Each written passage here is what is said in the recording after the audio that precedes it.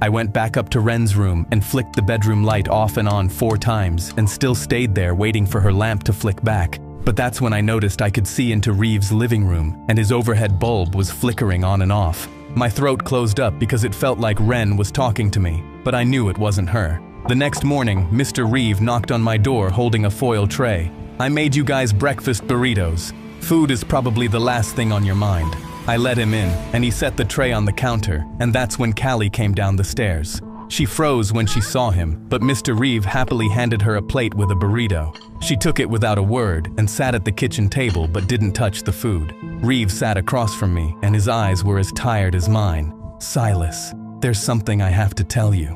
I gestured for him to continue. "Do you know the man that lives in the brown house with the chain-link fence?" When I nodded, Reeve said, "I don't want to point fingers, Silas, but he has a history with kids. He could be a suspect." Callie was already standing up, and I was grabbing my keys off the counter, and we all ran outside. Callie and me got in the car while Reeve watched us from our driveway. When we got to the brown house, I saw a white van in the driveway, and the blinds were closed. I got an unsettling feeling in my stomach, and it made me think this was the man Ren saw in her doorway 2 years ago, and he'd come back to finish what he started.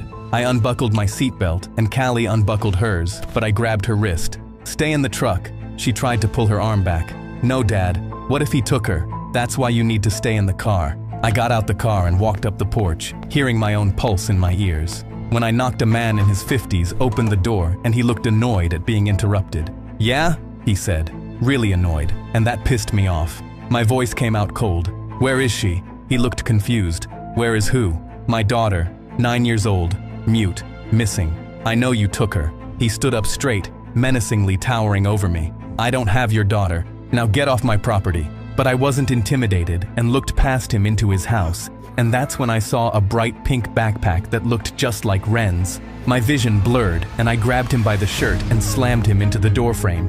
"Where is she?" he struggled out. "I don't know." I didn't believe him and punched him in the face, and he dropped to the floor, but I continued hitting him. My knuckles were splitting open on his face, but I didn't care. "Where is she? Where is my daughter?" That's when I heard sirens, and a cop quickly pulled me off him and slammed me against the